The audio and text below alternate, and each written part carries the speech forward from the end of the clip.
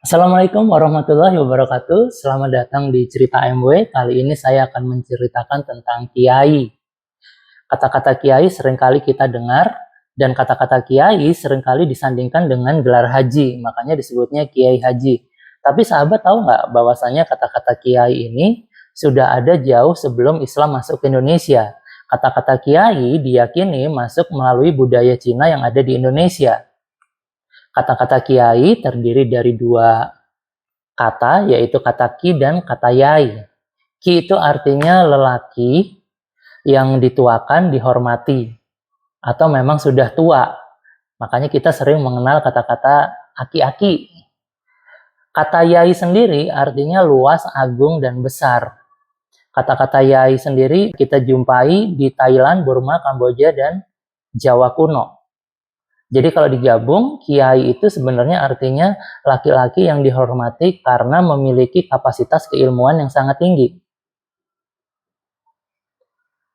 Kemudian, apakah ada selain di Pulau Jawa atau suku Jawa yang memiliki gelar laki-laki terhormat? Ada. Di Sunda, kita mengenalnya dengan nama ajengan. Kemudian, kalau kita ke Aceh, itu dipanggilnya tengku. Kalau di Sumatera Barat, disebutnya buya. Kalau di Madura, disebutnya bindara atau nun. Di Nusa Tenggara, biasanya dipanggilnya tuan guru. Nah, selain kata-kata kiai ini dilekatkan kepada manusia, ternyata kata-kata kiai ini juga seringkali dilekatkan pada hal-hal yang berbau mistik, hal-hal yang berkaitan dengan budaya dan spiritual. Contohnya, kata-kata kiai itu bisa disematkan kepada pusaka, kepada hewan-hewan yang disucikan, kepada makhluk-makhluk gaib di tempat yang disakralkan. Contohnya gini, sahabat pernah nggak mendengar tentang Kiai Slamet? Kiai Slamet ini bukan nama orang, Kiai Slamet ini adalah nama kerbau yang ada di Keraton Solo. Kemudian kalau sahabat pernah mendengar Kiai Sekati, Kiai Sekati itu adalah nama gamelan yang seringkali dimainkan pada acara sekaten. Kemudian ada juga Kiai Pleret. Kiai Pleret ini adalah pusaka berupa tombak milik dari Joko Tingkir. Kemudian ada juga namanya Kiai Tunggul Wulung. Kiai Tunggul Wulung ini merupakan bendera keramat dari Keraton Jogja. Nah, pada masa kolonial Belanda, kata-kata kiai ini juga menjadi kata-kata jabatan selain istilah wedana dan demang.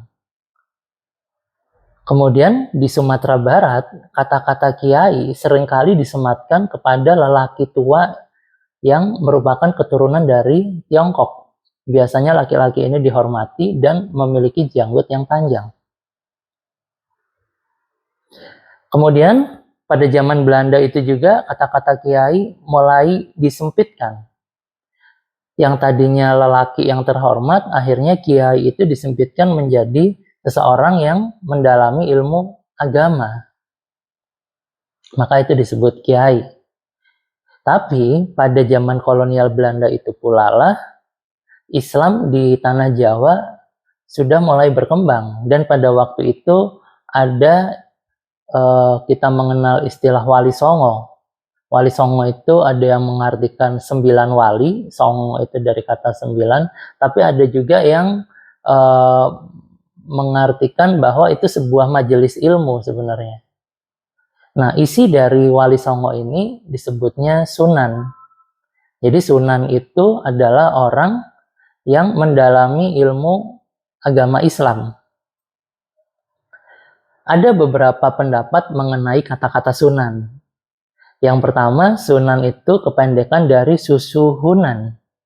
Susuhunan itu yang dimaksud adalah susunan 10 jari.